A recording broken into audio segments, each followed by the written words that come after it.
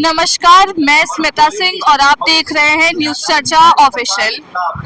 हम इस वक्त दिल्ली के जंतर मंतर में हैं और यहाँ FMRAI की ऑल इंडिया रैली चल रही है, जहाँ देश भर से आए हजारों मेडिकल और सेल्स प्रमोशन कर्मचारी अपनी आवाज उठा रहे हैं।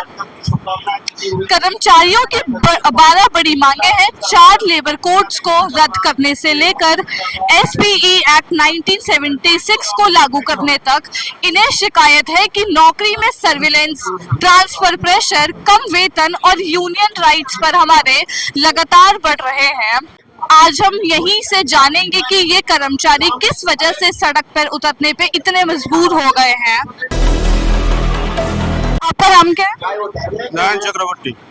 बसंता क्या आप लोग यहाँ पे जो ये धरना चल रहा है, यहाँ पे क्या आपकी मांगे हैं? एक्चुअली हम लोग धरना में आज है, लास्ट ईयर भी हम बैठे थे यहाँ में धरना में। हम लोग का डिमांड है जो फर्स्ट से अर्ज किया हुआ लेबर लॉ है और इसके अंदर जो SP एक्ट है, सेल्स प्रमोशन एम्प्लॉय एक्ट, ये एक्ट बहाल रखने के लिए हम सरकार को यहाँ से मजबूर कर रहे हैं आज ये धरना के माध्यम से। और प्रोटेक्ट जॉब एंड राइट्स, जो राइट्स लेबर कोड आने पर जो अभी स्कीम हो जाता है, अभी वो नहीं हो सकता है, ये प्रोटेक्ट करने के लिए भी हम यहाँ में धरना में है। और स्टैट्यूटरी वर्किंग जो हम लोग का काम का जो सिस्टम है, जो नियम है, ये फ्रेमिंग बरकरार रहे, ये फ्रेमिंग पहले जैसा रहे, ये भी एक हम लोग का डिमांड है। तो ये सारों डिमांड लेके हम आज यहाँ में धरना में बैठे हुआ है।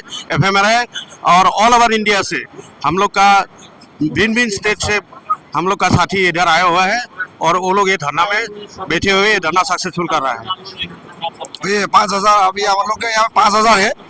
बाद में देखेगा सरकार कुछ भी नहीं करेगा तो हम लोग सारा ऑल इंडिया से आएगा, ऑल इंडिया से हमें धरना लगा। अभी 5000 होगा, बाद में 5000 होगा यहाँ में। यहाँ पे आप लोग वैसे अपनी मांगे 2010 से कर रहे हैं, तो सरकार इसके बारे में भी कुछ सरकार ने कोई कदम नहीं उठाया? कोई कदम नहीं उठाया अभी तक।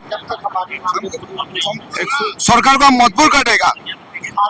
एक्चुअली क्या होता है, हम लोग का जो लेबर मिनिस्ट्री होता है ना, वो लेबर मिनिस्ट्री और FMRAI और एक पार्टी सेंट्रल गवर्नमेंट, ये तीनों पार्टी मिलके एक कमिटी बुलाता है, कमिटी मीटिंग बुलाता है। मोदी सरकार आने के बाद कांग्रेस सरकार में पहले हुआ था ये कमिटी मीटिंग, ट्राइपार्टाइट मीटिंग बोलते हैं इसको, ये ट्राइपार्टाइट मीटिंग हुए थे।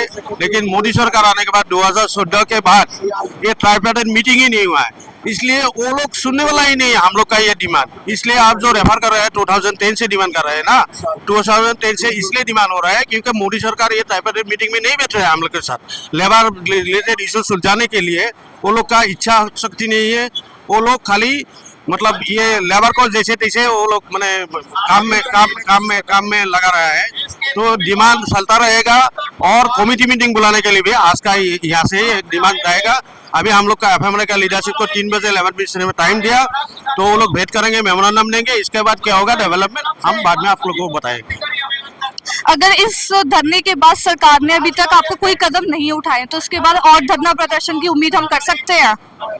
इससे जोरदार धरना होगा। इस बार 5000 हुआ, मुंबई में रैली हुआ, कॉर्पोरेट के सामने रैली हुआ। कॉर्पोरेट जो आईन है, कॉर्पोरेट जो नियम है लागू है हमारे ऊपर, इसके प्रोटेस्ट में हुआ। मुंबई में काल धरना होके गया, उधर से 1000-1500 लोग ये था उपस्थित था।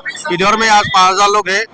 आगामी अगले दिन में ये डिमांड पूरी नहीं होने से ऑल इंडिया में प्रोटेस्ट होगा। ऑल इंडिया एवरी स्टेट में प्रोटेस्ट होगा, एवरी स्टेट में मेमोरेंडम देना होगा। लेबर मिनिस्ट्री अथॉरिटी को हम लोग मजबूर करेंगे कि ये डिमांड हमको हमला डिमांड बरकरार है, करना ही पड़ेगा। ये डिमांड आज नहीं होगा तो ये जो अभी हो रहा है धरना, इस धरना से सरकार हम लोग का बात नहीं सुनेगा तो हम लोग रिसेंट हम लोग एक धरना करेगा, वहाँ में 50,000 होगा। अभी तो 5000 हुआ है ना, बाद में 50,000 होगा। आपकी इस प्रोटेस्ट में लेके सबसे जरूरी मांगे कौन कौन सी है? हम लोग का सबसे जरूरी प्रोटेस्ट है स्टैट्यूटरी वर्किंग रूल्स। ये स्टैट्यूटरी वर्किंग हर एक प्रोफेशन में हर एक कर्मचारी का अपना एक स्टैट्यूटरी वर्किंग रूल्स है। जो बैंक का एम्प्लॉय है, जो कैशियर है, उनका एक पर्टिकुलर काम है, काम डिजाइन किया हुआ है। जो ब्रांच मैनेजर है उनका काम डिजाइन किया हुआ है। लेकिन मेडिकल एंड सेल्स रिप्रेजेंटेटिव जो हम लोग है, सारे देश में हम लोग काम करते हैं। हम लोग का कोई काम का टाइमिंग या काम का कोई नेचर ऑफ जॉब जो हम लोग बोलते हैं, ये हम लोग का अभी तक हम लोग 2010 से ये डिमांड्स सेंट्रल गवर्नमेंट के पास कर रहे हैं। ट्राइपार्टाइट मीटिंग हुआ था, मैनेजमेंट, ऑर्गेनाइजेशन, एफएमआरआई, साथ में हम लोग का जो इडमा ओपीपीआई फार्मास्यूटिकल्स का जो माने ऑर्गेनाइजेशन है, ये लोग बैठ के एक ड्राफ्ट रेडी हुआ था। वो ड्राफ्ट नोटिफिकेशन के तरफ आया भी था, लेकिन उसको मैनेजमेंट अपने तरफ अपना जो डिमांड्स है वो लोग को वो चीज को ज्यादा हाईलाइट किया है। हम लोग का जो फार्मास्यूटिकल्स इंडस्ट्री का जो एम्प्लॉय है, उन लोग का जो डिमांड था उसको उतना हाईलाइट वो लोग नहीं किया है। उसके प्रोटेस्ट हम लोग कर रहे हैं। साथ में 29 जो लेबर कोड है, ये लेबर लॉस को 4 कोड्स में इसको कन्वर्ट करने वाले हैं सेंट्रल गवर्नमेंट। इसके अगेंस्ट में भी हम लोग ये प्रोटेस्ट धरना प्रोग्राम हम लोग का चल रहा है। आपने बोला आपका ये प्रोटेस्ट 2010 से आप लोग इसकी मांगे कर रहे हैं, तो क्या 2010 के बाद से सरकार ने कोई कदम नहीं उठाया इसको सही करने में? नहीं, अभी तक 2010 के बाद 2017 में फिर ट्राइपार्टाइट एक मीटिंग हुआ था, लेकिन उसके बाद भी ये चीज हम लोग का जो डिमांड्स था, वो डिमांड्स अभी तक कोई इशू सेंट्रल गवर्नमेंट के तरफ से, लेबर मिनिस्ट्री के तरफ से कोई सेटलमेंट नहीं हुआ है। आप लोग यहाँ पे दिल्ली में मौजूद है, इस टाइम इतना बड़ा प्रोटेस्ट कर रहे हैं, और इसके बाद भी अगर सरकार ने कुछ नहीं किया तो अगला क्या करोगे? आने वाले दिन में हम लोग को और दूसरे तरीका कुछ सोचना पड़ेगा। धरना प्रोग्राम जैसे आज हम लोग यहाँ पर खाली ईस्ट एंड नॉर्थ इंडियन के जो हम लोग का मेंबर्स है, वो लोग खूब सिलेक्टिव मेंबर लोग यहाँ पर आए हैं। जो लीडरशिप है वो लीडरशिप यहाँ पर आए हुए हैं। आगे आने वाले दिन में हो सकता है कि ऑल इंडिया से सब फील्ड वर्कर्स को लाके हम लोग का ये धरना का जो प्रोग्राम है ये ऑर्गेनाइज करना पड़ेगा। आने वाले में ऐसे धरना और जगह देखने को मिल सकते हैं? हाँ, कल ही हम लोग का जो फार्मास्यूटिकल सिटाडेल जिसको कहा जाता है, बॉम्बे में इडमा एंड ओपीपीआई, ये जो फार्मास्यूटिकल्स का जो ऑर्गेनाइजेशन है, इन लोग के पास वहाँ भी हम लोग का ये धरना प्रोग्राम हुआ है। कल बॉम्बे में 17 तारीख हम लोग का एफएमआरआई के फील्ड वर्कर्स जो south India and waste India में काम करते हैं, वो लोग आके वहाँ पर बॉम्बे में धरना प्रोग्राम किया है। आज नेक्स्ट दिन 18 तारीख आज हम लोग east India and north India के फील्ड वर्कर्स दिल्ली में आके ये धरना प्रोग्राम हम लोग कर रहे हैं।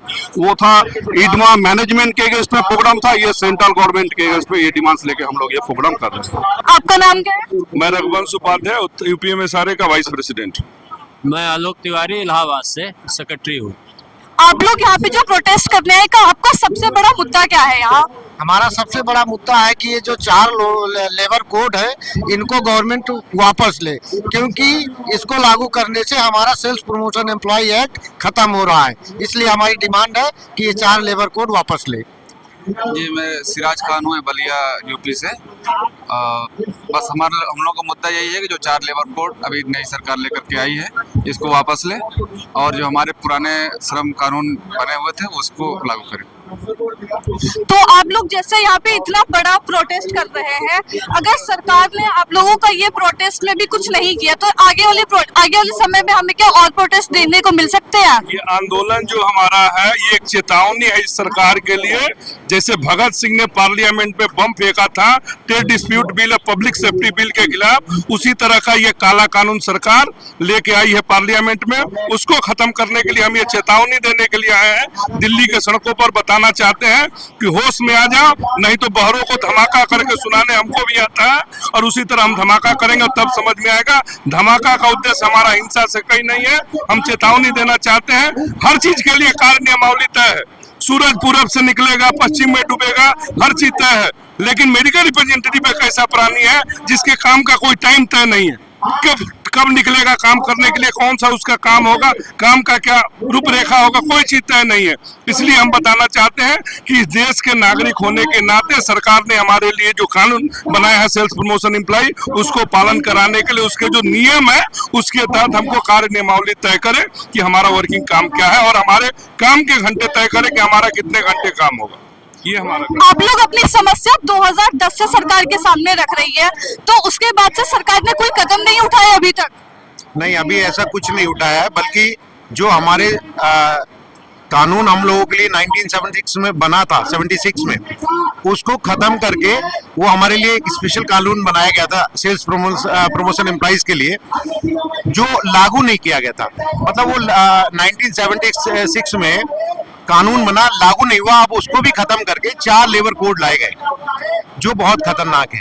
और हम इस धरने के माध्यम से सरकार से ये मांग करते हैं कि इन 4 लेबर कोड को वापस ले और जो हमारा 1976 में कानून पारित हुआ था संसद के द्वारा, उसको पुनः लागू किया। कौन कौन से है वो 4 लेबर कोड्स? हाँ, क्या कह रही है आप? कौन कौन से आपके वो 4 लेबर कोड्स जो भी आए हैं? जो 4 लेबर कोड लागू किए उसमें स्पेशली जो हम लोग आज इसलिए आए हैं वो sales promotion employ act 19 condition and service act 1976, उस कानून के लिए कोई हमारे लिए पार्लियामेंट में पास है, लेकिन इस 4 लेबर कोड में कोई जिक्र नहीं है।